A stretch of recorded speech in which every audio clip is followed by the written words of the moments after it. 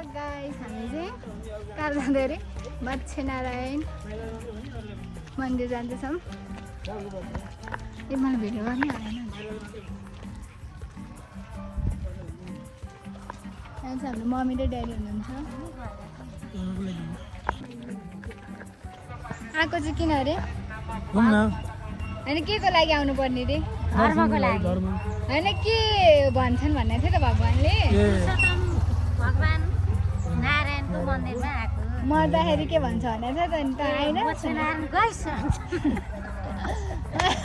मच्छनारायण गएको छ कि छैन भन्नुहुन्छ। बुझ्नु भयो नि गाइजहरू।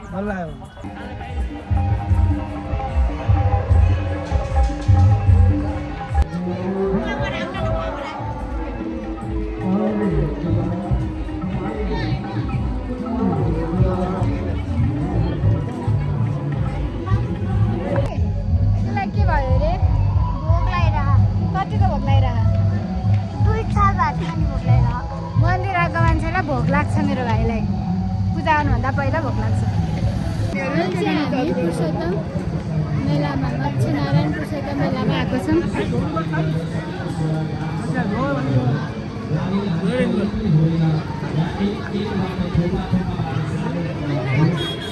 के भने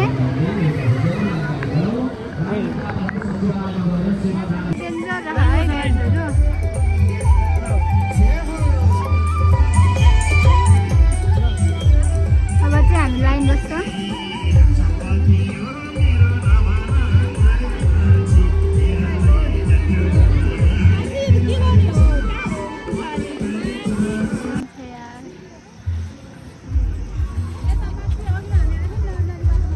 यताबाट शान्ति भवन स्तूप जाने बाटो रहेछ।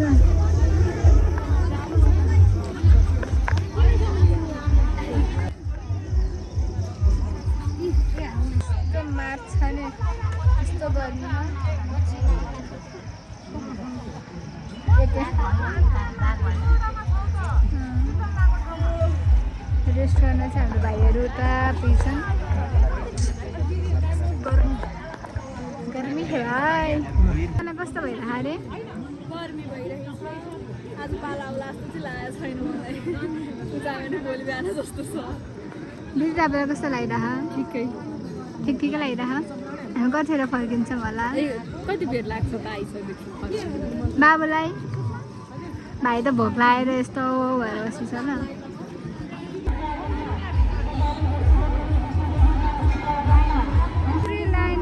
सबै नै उता भित्रबाट चाहिँ मान्छे जानेर मन्दिर पूजा गर्नुको लागि सबै नै लाइन। कहिले पुगेन त हामी यहाँ पुरै लाइन छ। मेलाको टोयलेट चाहिँ उयो होला गाईहरू। कस्तो राम्रो टोयलेट। लाइन बस्दा हाम्रो थकिँदा बस्छ।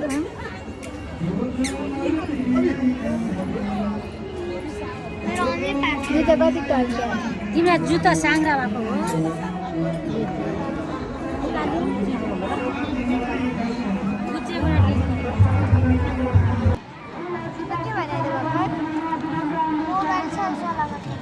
किन भने पुरै लाइन छ भर्खर आधी बाटो मात्रै आइपुग्यौँ। ल फाइनली आइपुग्यौँ है ढोकानिर। यस्तो हमुक चाहिँ सबै त अझै बाँकी छ है गाइस। अझै 15 मिनट त्यहाँ कुद्नुपर्छ मात्र तल हो। त्यहाँनिर मन्दिर चाहिँ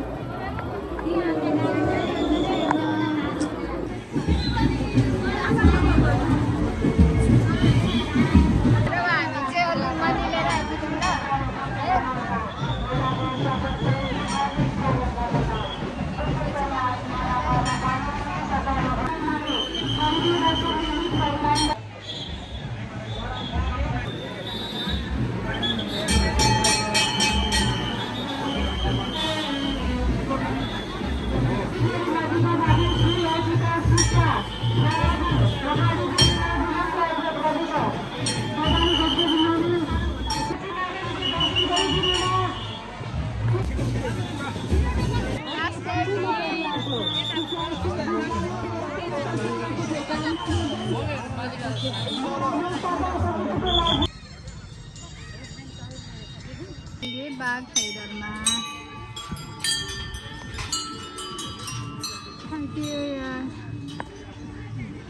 यहाँ चाहिँ पिकनिकको लागि चाहिँ राम्रो ठाउँ रहेछ। फोहोरको चाहिँ अलिक राम्रो व्यवस्था रहेछ। हरू चाहिँ थाक्नु भएको छ यहाँ।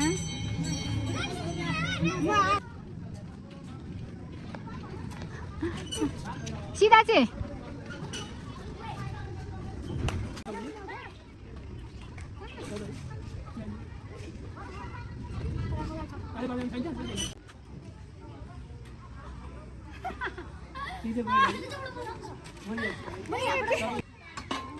गर त गर न।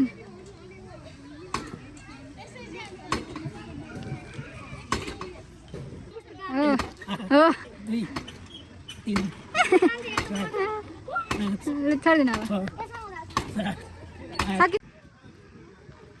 ए गाह्रो हुन्छ ल। गाइजहरू अब हामी चाहिँ गोलफर गएर यस्तो पार्नु सुतेर गर्नुपर्छ। हामीलाई के अरे त्यो ठाउँमा जान चाहिँ हामी कसरी गयौँ भन्दाखेरि बनेपामा गाडी चढ्यौँ। अनि त्यसपछि कोटेश्वर आयौँ, बल्खुको गाडी चढ्यौँ। अनि बल्खुमा चाहिँ मत्स्यनारायण मन्दिर जाने गाडी आउँदो